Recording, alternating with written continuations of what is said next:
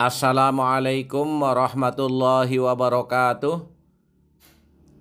Saudara-saudaraku sebangsa dan setanah air, tanpa menafikan para ulama yang berasal dari klan Ba'alawi, masyarakat Indonesia secara umum pada saat ini merasakan dan melihat kelakuan-kelakuan orang-orang dari klan Ba'alawi yang kumoluhur, menganggap dirinya sebagai klan yang memiliki starta tersendiri, sehingga dengan mudah dari mulut mereka mencaci maki pribumi, mencaci maki presiden, merendahkan ulama-ulama pribumi, bahkan yang lebih parah adalah merubah sejarah yang menjadi kebanggaan kita bersama. Seperti halnya Kiai Haji Hasyim Asy'ari diidentifikasikan di bawah Mufti Belanda. Dan sejarah Komite Hijaz juga diplesetkan sebagai inisiatif dari klan Ba'alawi. Pendirian NU juga diklaim sebagai inisiatif dari klan Ba'alawi. Selanjutnya juga ajaran-ajaran yang mereka sampaikan banyak yang bertentangan dengan apa yang dicontohkan oleh Rasulullah Shallallahu Alaihi Wasallam. Mengajak mubahalah dengan mengutuk terhadap orang yang berbeda, inilah bukan cara-cara yang diajarkan oleh Rasulullah Shallallahu Alaihi Wasallam. Mengangkat dirinya sebagai imam besar, seolah-olah memiliki representasi tunggal atas kebenaran agama, sehingga bisa mempersekusi terhadap orang-orang yang berbeda, sehingga memaki-maki terhadap orang-orang yang berbeda. Bahkan ketika organisasi ini dibubarkan, FPI dibubarkan oleh pemerintah, mereka pun membuat FPI dengan gaya baru, dengan jargon persatuan. Namun direduksi, orang-orang yang tidak sepaham dengan mereka justru dituduh adu domba. Semuanya harus tunduk pada klan Ba'alawi. Inilah yang dirasakan oleh masyarakat secara umum, sehingga pada hari ini mereka melakukan perlawanan, bahkan mulai ada usulan-usulan campur tangan pemerintah untuk membubarkan Robitoh Alawiyah sebagaimana yang pernah dilakukan terhadap HTI dan FPI.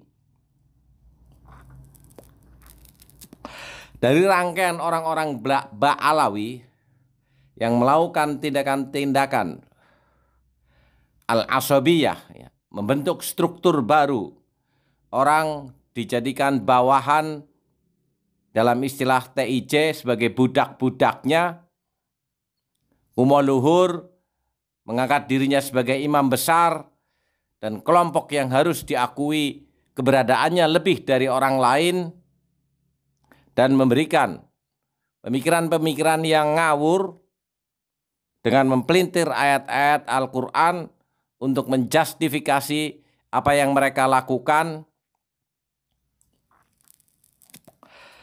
Maka secara otomatis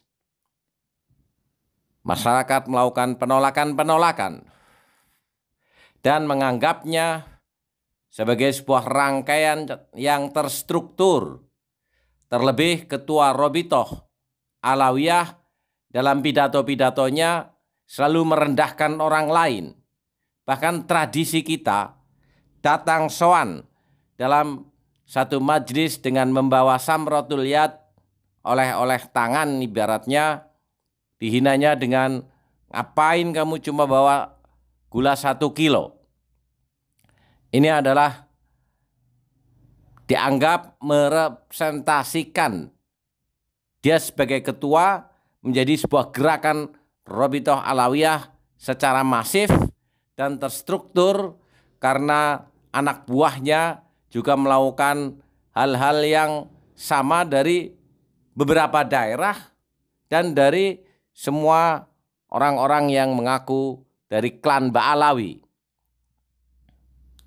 Terlebih ketika dirinya mendeklirkan sebagai keturunan Rasul, masyarakat juga bertanya, mengapa jauh api dari panggang sifat Rasulullah Shallallahu Alaihi Wasallam dengan mereka yang mendeklirkan dirinya sebagai dzurriyyatur Rasul? Dan ketika ada hasil riset ilmiah dari Kiai Haji Imaduddin, maka ini menjadi gong atau pemicu yang sangat masif di kalangan masyarakat untuk melakukan koreksi ulang terhadap keberadaan klan Ba'alawi yang di Indonesia. Dari pantauan kami berkunjung ke beberapa daerah, ternyata mereka juga tidak begitu pusing dengan membaca secara detail karya Kiai Haji Imaduddin Utsman Al-Bantani. Tapi yang ditangkap bahwa hasil kesimpulan Kiai Haji Imaduddin Utsman yang sangat masif diberitakan di mass media, terutama media elektronik atau medsos, hanya satu kalimat, klan Ba'alawi terputus nyambung kepada Rasulullah Shallallahu Alaihi Wasallam. Dan ini menjadi sebuah senjata baru bagi masyarakat untuk melakukan penolakan terhadap apa yang selama ini dirasakan oleh mereka dari perlakuan klan Ba'alawi. Sehingga masyarakat juga mengusulkan untuk adanya tindakan campur tangan pemerintah untuk membereskan, dalam arti bahkan usulan-usulan untuk membubarkan Rabithah Alawiyah. Karena ini menjadi salah satu penyebab kumoluhurnya mereka dengan menerbitkan satu buku nasab yang mengklaim dirinya sebagai keturunan Nabi Muhammad Sallallahu Alaihi Wasallam, sementara di lain sisi ada hasil riset Kiai Haji Imaduddin Utsman yang menyimpulkan adanya keterputusan nasab Ba'alawi kepada Nabi Muhammad Sallallahu Alaihi Wasallam. Itulah fenomena yang hari ini berkembang di masyarakat. Bersiaplah.